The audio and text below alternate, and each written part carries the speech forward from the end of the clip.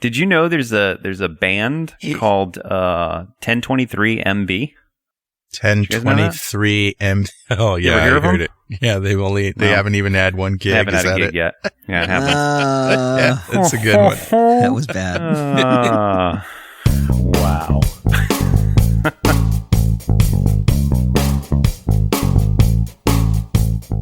Hey, guess what? It's another episode of Security This Week.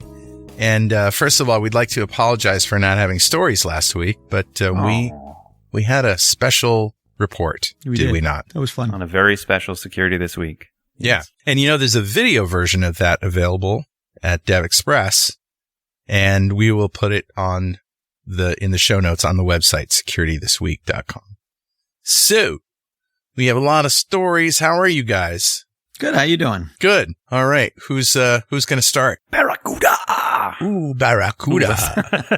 Let's start with the Barracudas. Dun, dun, dun, dun, dun, dun. First of all, what is this thing, and then what's the compromise? So Barracuda makes an email security gateway that's been around for a long time. Forever. And I didn't know they were disposable.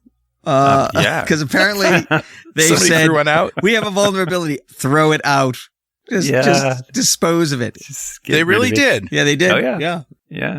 Yeah. Oh, yeah. Barracuda urges replacing, not patching, its email security gateways. I don't think we've seen anything like that since the Pinto. No, but Patrick, one of your solutions is burn it down. That's right? true. Yeah. That is true. Right? Yeah, it's just that they had the intestinal fortitude or the lack of caring to say that was the solution, because that's an extreme solution, because they're saying that you are worse off with their security device than with no security device.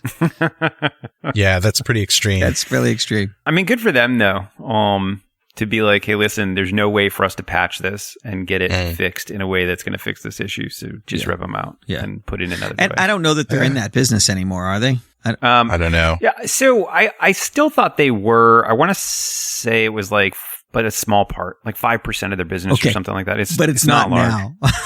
Yeah, well, there's that. On May 18th, they might have been in that business, but now not so much. Not anymore. Not so much. So apparently the model is ESG 900, the Email Security Gateway 900. Yeah. So if you have one of them, chuck it. Yep. Yeah. Unplug it. Do they have a replacement? I don't think they do. I don't think they do either, but I'd have to look. I haven't kept up on their products in years. We used to use them for a while. Yeah, 10, 15 years ago, they were in every airport on every... I was going to say, it must have been at least 15 years ago we used them. Yeah. Wow. I think that one's still in my basement. It might be, actually. The questions in the comments are amazing. Who will pay for the replacement hardware? I think you are. You will. I'm pretty sure it's going to be you. I think this goes by fart rules. Whoever smelt it, dealt it, that kind of thing. All right, let's quickly move on because we have 9, right? We do, fake 0-day proof of concept exploits on GitHub. This one's push a little close Windows to home. and Linux malware. It's a little close to home. So the hackers have posed and created. So High Sierra Cybersecurity, HSCS, is a front for people who are posing as vulnerability, researchers and trying to get you to download proof of concepts that will infect you. Wow. And so they're fake proof of concepts. So if I think what they're trying to do is they're trying to infiltrate the actual, the researchers, because I believe that. So are they promoting their own GitHub repos that are infected, or are others that are? Well, we assume it's theirs because they all have HSCS as in their names, and they've taken some prominent researchers and stolen their photos and their bios. That's kind of like having a license plate that spells out criminal. A little bit, right? Isn't it? A little bit, right? A little bit.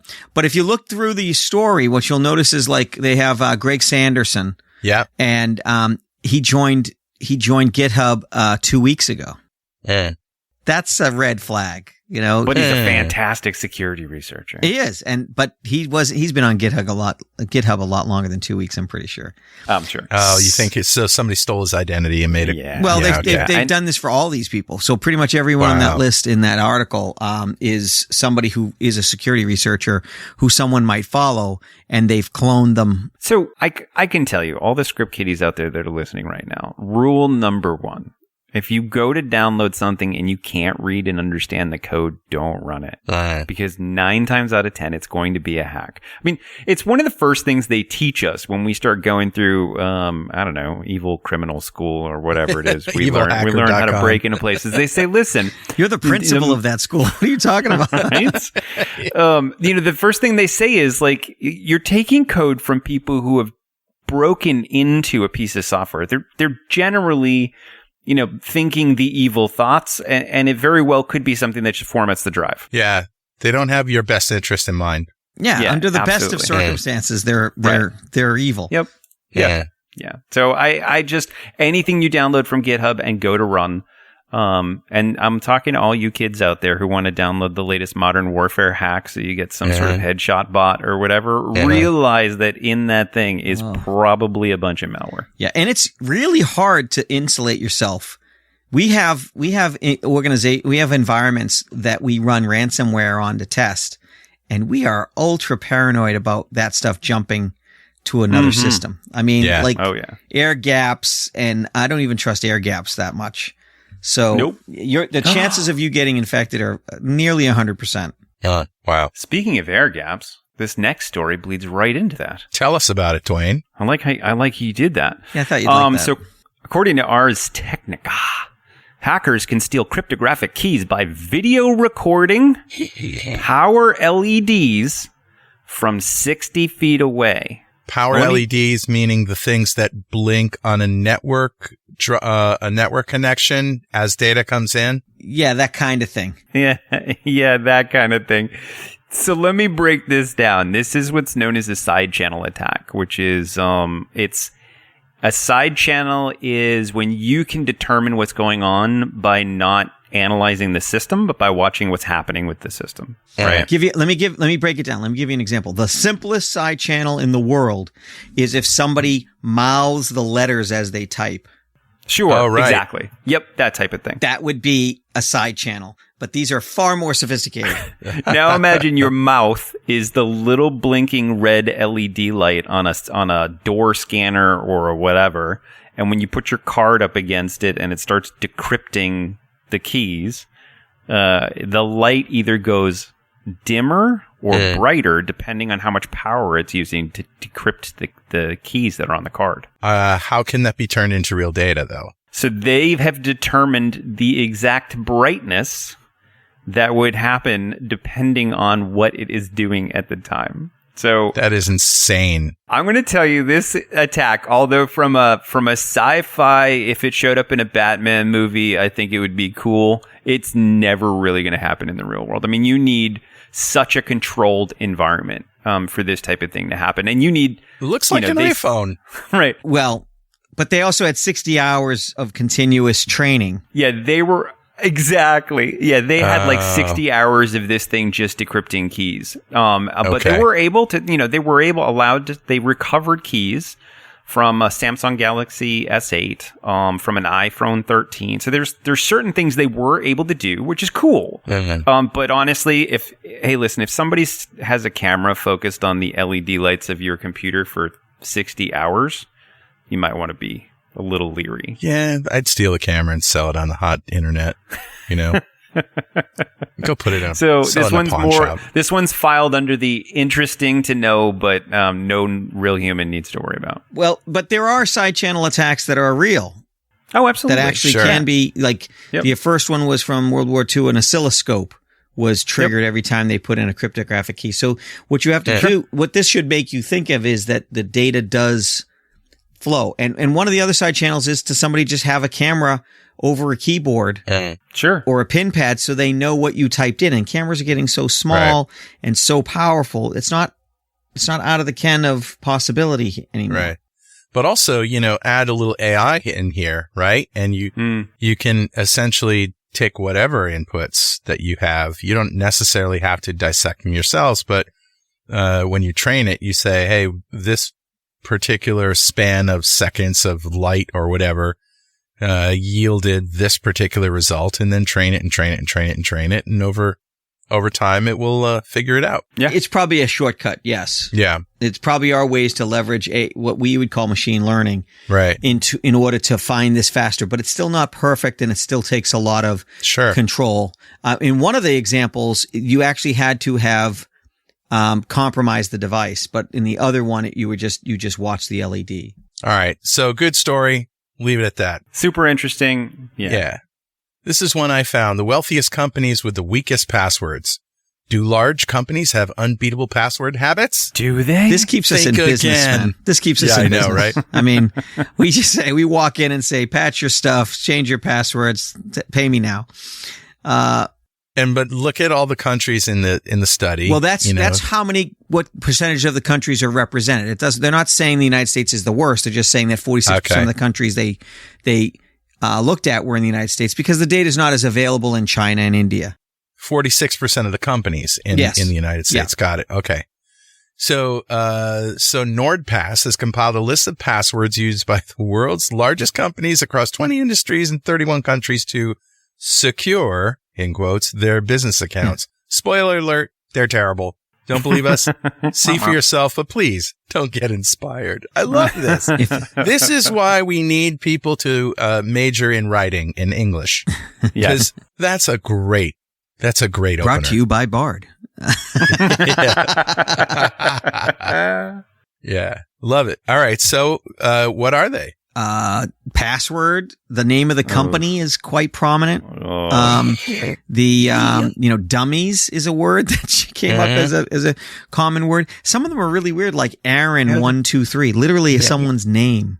And that's super popular. That's probably because, some IT company that they surveyed, that's the initial password they set, and they don't change the initial password. Yeah. We find this a lot. We go into a company and welcome to insert company name is the password that they start with. Yep. The top two most common passwords are password and 1234566. They don't even go to the 8. So 7, great. 8, man. It's right there for you. Can't even count. Oh my God. Make it super strong. Super. That's great. I mean, there's nothing you can do but laugh. You know what these passwords need? Or cry. What? An exclamation point. They do. They do. That would make them secure. It's pretty scary, actually. Bad passwords. We need to get rid of passwords, but they're so convenient and they're so durable and they're so powerful. The phone is probably the thing that's going to get us away from it. The pass keys, where your phone will be the password. Yep. And there'll be a special handshake between your phone and the device when you create the account, and that'll be it. And you won't have a password, but we're still a good decade or so away from that. We're a decade away from that. I use authenticators wherever I can. Yeah. Oh, me too. Yeah, absolutely. So, interesting story. I was talking to a guy who's actually putting in my floor right now as we speak. And he was talking, I told him about the security thing that we were doing for this video, right, for last week's show. Yeah. And he said, yeah, man, I don't know what to do with my passwords and all this stuff. So I basically just gave him a 10-minute rant about all of the things that I've learned from listening to security this week and participating in it. And it was like, wow, that's great. You're a lifesaver. Just like, it doesn't take much. No, you just got to know. Yep. Yeah. The more you know. The more you know. The more you know. All right, let's listen to this next story about my friend from Russia. Russia, yes. Russian hackers. So this one's interesting. Apparently, Russian hackers are now dropping USB malware, PowerShell USB malware to drop backdoors. So, infect by sticking a stick inside of a dongle somewhere? Yeah, according to the article, they're not sure how the infection happened. They know it happened over USB. They don't know if it was a stick, like a USB drive. They don't know if it was, something like a OMG cable, but... Well, there is some talk of phishing, too. So they're talking about... Yeah, absolutely. So this particular group was using phishing quite a bit. Mm-hmm. But then you just know that those tactics change, right? At one point they're using phishing. At other points they decide, you know what, phishing's not working out so well. So then they switch over to something else. I think the USB aspect of it is that it infects any USB plugged into the system so that it can move laterally. So they can jump to another system. Oh, that would be neat. Symantec says the device was infected after an infected USB key was plugged into the device. However, it's unclear how the USB drive became infected. Oh yeah, so it stays resident. Yeah. There you go. And then it infects anything that gets plugged in. It's a PowerShell script.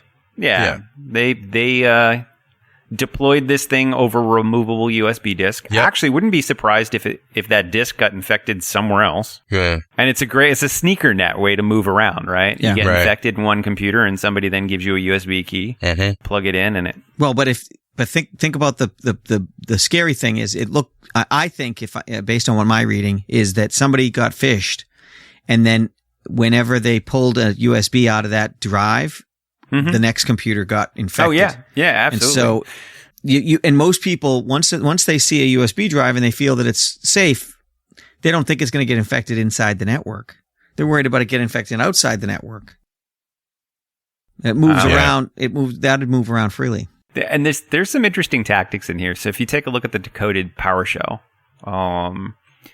so notice as developers, if you guys see this link, as developers, you'll notice like the word function at the top is a lowercase f and then an uppercase UNC and then lowercase t. You go, why would they do that? That seems stupid. And it's because there's this thing built into Windows, which is an AMSI. It's a malware interface that scans PowerShell to see if there's an issue with it and see if it's doing things it shouldn't.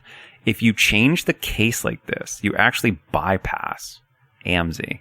AMSI doesn't know how to handle the case sometimes. Wow. Yeah, so it's an interesting tactic to bypass. It's an AMSI bypass to make sure that it will actually run and not be detected by malware software, which is nice. So, moral of the story: you should be running scans on your USB devices, and and if you honestly, PowerShell typically doesn't run without say a window popping up of some sort. So you should be careful if you plug a USB drive in and all sorts of magic starts happening on your computer. You want to pull it out. That's no es bueno. Yeah. It's a big red flag. Yes, it's actually a flag on fire. It's hard to outrun the speed of light, though. It is. You're probably better off. Dwayne's like, well, I mean, some of these things do take time, and they call resources that take time. If you think your computer is really in trouble, power it off. Pull the drive, power it off, brutally, power it off, unplug it. Yep. With reckless abandon, unplug the network. Take it to the bonfire. Change the Wi-Fi. Throw it on password. the heap. Well, no, but let's talk about this for a second. So if this computer I'm working on right now, it's on my Wi-Fi. Right. So if I thought suddenly it was compromised, I would unplug it, but it's a laptop. So I'd have to hit the power button and hold it down and shut it off. Yeah. But what I'd then do is I would change the password on my Wi-Fi. Mm-hmm. So when it comes back up, it doesn't join automatically. Sure. And I would keep it segmented, and I would try to see what's going on, because I do that all the time for people. I'll get a computer from them, and I'll try to deworm it. And sometimes it's just nuke it from orbit. But I would build myself a massive tinfoil tent, and then I would go in there and open to go with your hat. To go with my hat. Yeah, absolutely. That would make sense. All right, we're going to take a little break. We'll be right back with more Security This Week. And we're back. You're listening to Security This Week. I'm Carl Franklin. That's Patrick Hines and Dwayne LaFlotte. Woo. And we're in the middle of our list of stories. So this next story is proof that we don't just pick on other countries. Sometimes we hold our own country to task for doing things. U.S. intelligence confirms it buys Americans' personal data. A newly declassified report says the controversial practice raises, quote, significant issues, unquote, for Americans' civil liberties. So I know you guys have probably read this, but, and it's no surprise, right? Or is it a surprise? I'm not surprised. I'm not surprised. Not even a little bit, unfortunately. There's so much data out there. You know what? It's tough. If you're the U.S. government, you could either turn a blind eye and be like, no, we're not going to use that. But unfortunately, all of the bad guys are using it. Well, how is it different than the DNA databases that are used to find rapists and murderers? Yep. You got somebody whose cousin is in, did Ancestry or 23andMe, and then they find that person. I'm all in favor of that. But that's a violation as well. That's every bit as bad as this. Right. Oh, absolutely. If you think this is bad. So this is data from connected vehicles from web browsing data and smartphones. It's data that's available for purchase. That should be the thing. That should be the headline that people are freaked out about is, hey, this stuff's available for purchase. The one I worry about the least buying it is the government. Yeah. Right. I worry far more about other people buying it and having it for sale. Yeah. Okay. But everybody in this country is like, oh, the government is out to get you. You're not important enough for the government to come get you. Trust me. Did you guys listen to that Radiolab episode, Eye in the Sky, where they talked about the guy from one of these wars? It might have been the Iraq War or Afghanistan or something. But it was a private contractor who got a plane that flew way above the radar, or at least above the ability to see with the naked eye, and a very high resolution camera. And it just flew around snapping a picture every minute or whatever. And then when, these IUDs would go off and they would have a spate of them, they'd just get the data and they'd find what the time when it went off, find where it is, and then just keep rewinding it. And see it's like a where these things came from. And they see where the people came from, and they went to their house and got them. Yeah. So that's awesome. When the guy came back from the war, certain agencies and governments and cities were contracting for the same reason for violent crimes and things like that. But it then raised privacy concerns. And I know Patrick's like, I don't care. Use it. Yeah. Use it. Whatever. Yeah. You know, if I go to prison because I murdered somebody, I should be in prison. Right. Yeah. Right. Yep. Now, if you use that to blackmail someone and get them to drop out of an election or something like that. Well, that's the thing. You know, people are saying, it needs to be watched. And okay, but we don't outlaw kitchen knives just because I can run you through with it. I totally agree. Run you through. What are you, a pirate? I'm gonna run you through. Yeah, I'm gonna whack you with me scabbard. When is Talk Like a Pirate Day anyway? It's every day, isn't it? No, there's a day. We'll do a whole show as pirates. Dave Barry started that. Yeah, I know. God bless him. Soft pirates. All right, so we can move on from that. All right, yes, it's bad. Geez, let's move on. Fire bad. Fire bad. Who wants this next one? D-Link Zyzel Netgear devices, 22 flaws. Is it Zyzel the owl that's trying to sell us medicine? Anti-allergy medicine? It sounds like an anti-allergy medicine. I think that's Zyrtec. That's almost positive. Zyzel, Zyrtec, they don't mean anything, so one might as well be stand in for the other. So this one is, we've been talking about, I'm almost 99% sure that in our first couple of weeks, we talked about the Mirai botnet. And at some point, we've continued to talk about this. This is a botnet that takes over IoT devices. Mm. So think, cameras. Like camera systems, thermostats, routers, like things that people aren't usually on. Not like, it doesn't like take over your computer, but it will take over devices that are on the internet. This is Mirai. Right. Refrigerators. Mirai. Exactly. And they'll use this for a denial of service. If they can get 1 billion devices, I mean, that's 1 billion devices worth of traffic. They can point that internet cannon at anything they want and shut it down. Right. So it's from a usability standpoint as to where you might be able to shut down a site. It's actually, it's a pretty good tool in the hacking, handbook of, hey, if I can control this botnet, I can then take down any site. So they're constantly modifying what this botnet does and how it infects. And just so that, you might think, we talked about Mirai 2 years ago. Yeah. You go, oh, it's probably fixed by now.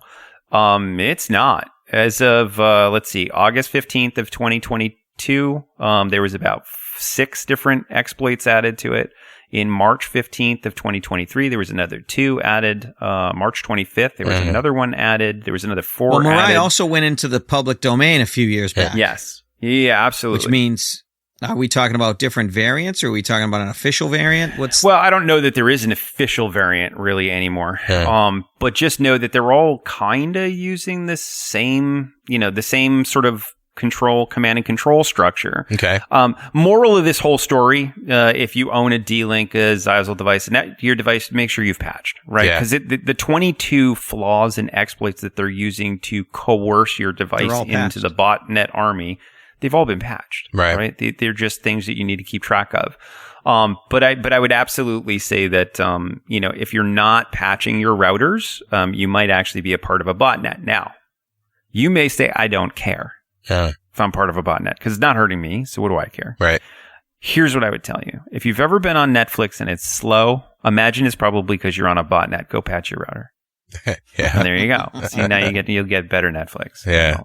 Okay. Good enough. Well, to take that a little step further, eventually, if the Wild West version of cyber war continues, we'll eventually get to the point where the law will allow you to denial of service any device that attacks you.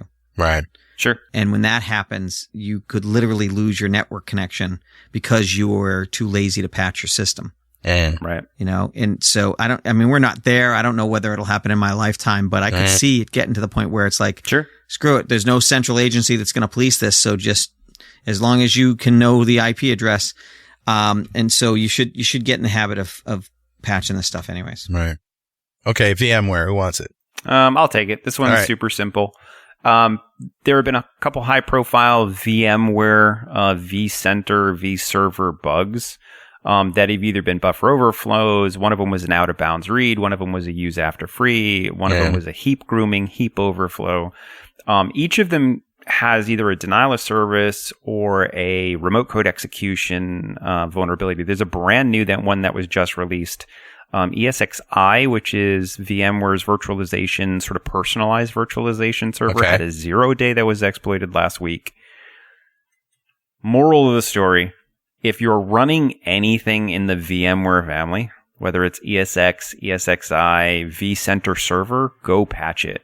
As of last week, there are patches for all sorts of things in the VMware family. So definitely go out and do that. Okay.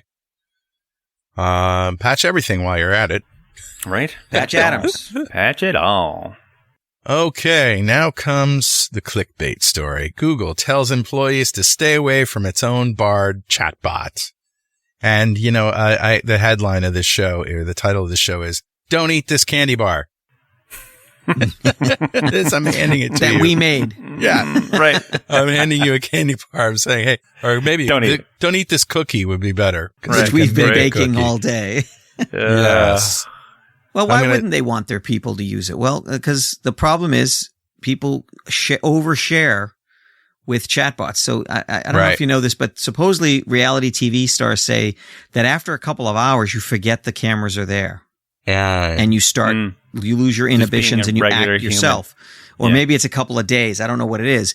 But there's also going to be a phenomenon like that, I predict, for these AIs where you forget that it's not a private conversation, or you forget that this isn't a confidant who's going to keep your secrets. Anything you tell it is kind of in the public domain, kind of like any search you put in. Well, it isn't, though, is it? It is if they say it is. You're not training it. But the OpenAI basically has, or whoever it is, Google has that data, but it's not in the public domain, but it's still kept by them. So if I tell anyone proprietary information, it's in the public domain. If it's not protected. Yeah, if it's not protected. So if I'm telling a chatbot, and I doubt you have any protection with a chatbot, but if you tell it. If you tell Google's Bard, Carl Franklin eats worms, and then Dwayne comes over and he has his own session. What do you know about Carl Franklin? Does Carl Franklin eat worms? It's not going to say yes, according to Patrick Hines. I don't know if it will. Well, actually, you can't train these things, Carl. Why would they say to their employees not to share information with it then? Yeah. So us as general human beings don't necessarily have access to train it, but you better bet everything we're typing into these is in some big database in the back end that they're using. So here's what it says. 4 sources close to the matter told Reuters that the massive tech giant has advised employees not to enter confidential information into chatbots like OpenAI's ChatGPT or Google's own Bard over fears of leaks. Fears of leaks. They're not saying that it will automatically leak. They're saying just because it's being stored somewhere, somebody could, steal that and share it. That's what they're saying. Yeah, I think the problem is that there are side channels shall we say, yeah, that we don't know about and we won't know about until somebody gets burned. And the fact that Google's telling their own employees not to share anything tells me that this is going to be something we're going to learn a lot more about later. There must be some, because look, they have everybody's email in the world, right? Mm-hmm. And people share things over email. They don't tell their employees not to share secrets over email. That is true. So there is something to it. Yeah. We'll have to just watch and see. Yeah.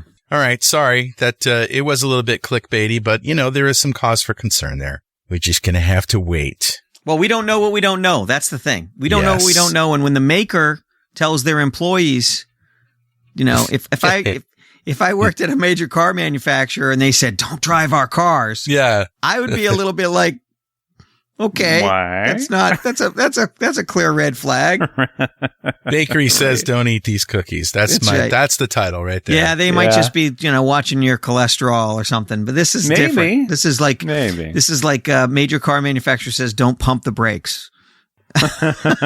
Yeah, right. Don't use the cigarette lighter, Yeah. Right. Nabisco says don't eat Oreos. This is an evolving arena. It's like when search first came to the internet. A lot of people didn't know what to make of it, didn't know what to do with it. Yeah. I think we had a round where we had to tell people don't put your secrets in the search bar, and people learned how to use it. There's going to be a bigger learning curve for AI and these chatbots, and there's so many more manufacturers. There's so many different players who are going to have different rules. Yeah. All right, that's it. Hey, we did all of that in just over half an hour. Not bad. Woohoo! Not bad at all. All right, guys, we'll see you next week. Hopefully we'll have some more entertaining and fun stories of hacking. Thanks. Looking forward to it. Yeah, sure you are. Bye. Bye. Bye, guys.